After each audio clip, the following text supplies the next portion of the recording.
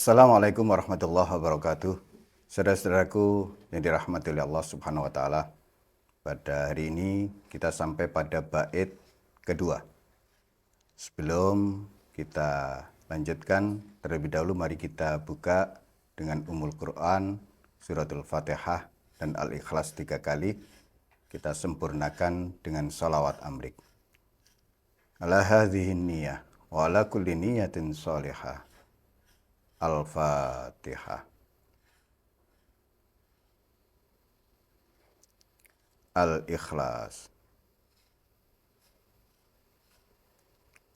Al-Ikhlas. Al-Ikhlas.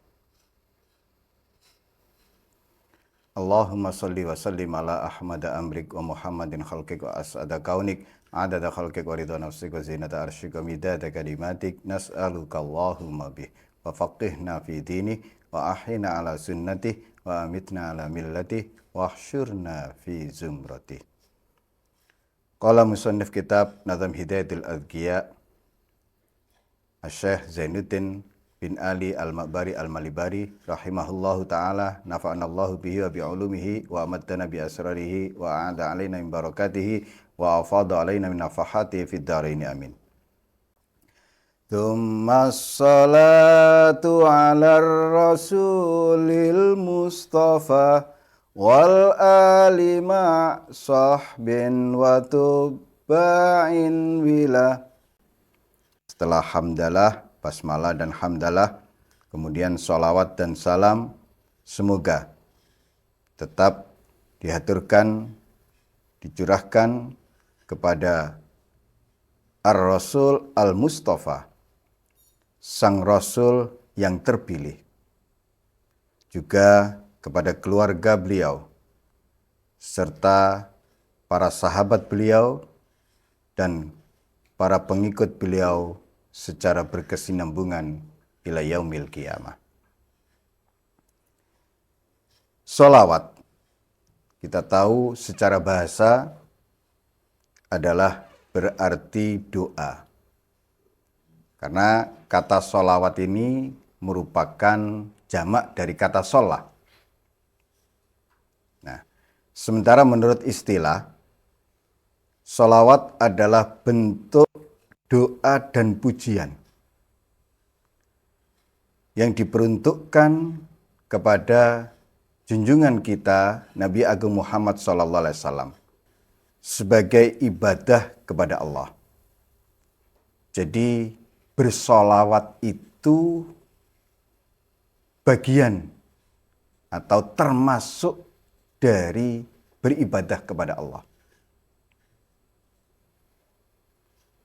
Kemudian muncul di benak kita, kenapa kita harus bersolawat? Atau dalam hal lain, kita yang mengaku seorang muslim, seorang mukmin, ada keharusan bagi orang-orang beriman untuk bersolawat kepada Nabi Muhammad SAW. Yang pertama, melaksanakan perintah Allah. Sebagaimana firman Allah dalam surat Al-Ahzab ayat 56. Innallaha wa malaikatahu yusalluna 'alan nabi ya ayyuhalladzina amanu sallu 'alaihi wa sallimu taslima. Sungguh Allah dan malaikat-malaikatnya bersolawat untuk sang Nabi. Wahai orang-orang yang beriman, bersolawatlah kalian untuknya dan ucapkanlah salam penghormatan kepadanya.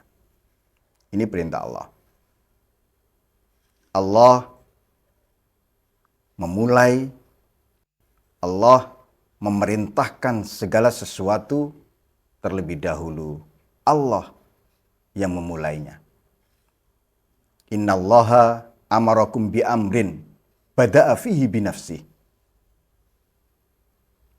Sungguh Allah memerintahkan kepada kita semua dengan satu perintah terlebih dahulu. Allah memulai dengan dirinya sendiri. Ini kita semua harus berakhlak, berperilaku sebagaimana akhlak Allah tersebut. Perintahnya takhallaku bi akhlakillah. Berakhlaklah kalian semua dengan akhlak Allah. Sebelum memerintahkan segala sesuatu, segala perintah, satu bentuk perintah, terlebih dahulu Allah telah melakukannya. Nah, kita pun demikian. Jangan memerintah orang lain sebelum kita terlebih dahulu melakukannya. Sering kita menyuruh anak kita untuk ngaji, untuk kemudian sholat berjamaah.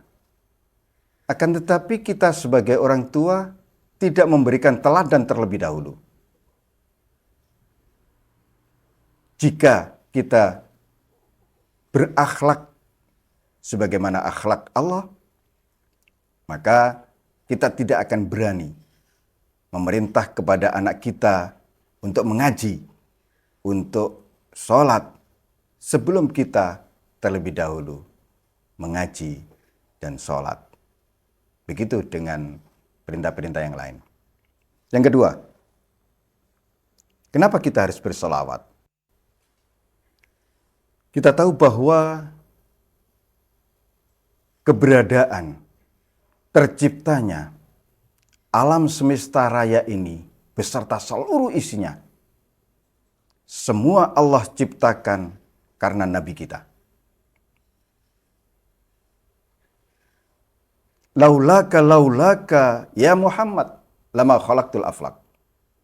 Allah berfirman dalam sebuah hadis qudsi, jika bukan karenamu, diulang lagi, jika bukan karenamu Muhammad,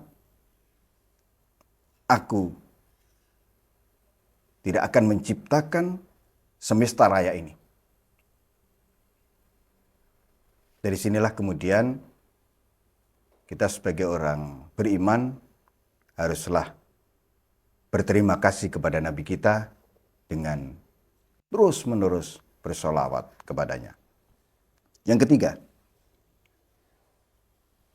sebagai ungkapan rasa syukur kita, sebagai ungkapan rasa terima kasih kita kepada Nabi kita. Kita seperti sekarang ini, kita diciptakan oleh Allah. Kita dilahirkan. Kita dijadikan orang Islam. Kita dijadikan orang beriman. Semuanya atas jasa junjungan kita Nabi Agung Muhammad SAW. Ada sebuah hadis qudsi yang ini dinukil dari kitab Kasifatus Saja yang disusun, yang dikarang oleh Imam Nawawi Al-Jawi. Allah Subhanahu wa Ta'ala berfirman, hambaku tidak dikatakan bersyukur kepadaku jika dia tidak bersyukur, berterima kasih kepada orang yang darinya aku telah mengalirkan berbagai nikmat. Saya ulangi lagi. Hambaku tidak disebut orang yang bersyukur kepadaku sebelum ia bersyukur, berterima kasih kepada orang yang darinya aku telah mengalirkan berbagai nikmat. Ya, siapa lagi kalau bukan junjungan kita, Nabi Agung Muhammad SAW. Kita mendapatkan berbagai keberkahan, kenikmatan, dan seterusnya. Ini melalui Nabi Muhammad. Barokah dari Nabi Muhammad. Maka dalam hadis qudsi tersebut, Allah tidak menerima, tidak menyebut dia sebagai orang bersyukur sebelum ia bersyukur kepada Nabi Muhammad. Karena beliaulah wasilatul uzma, perantat perantara teragung kita dengan Allah. Kita tahu Islam, kita tahu iman, itu dari Nabi kita.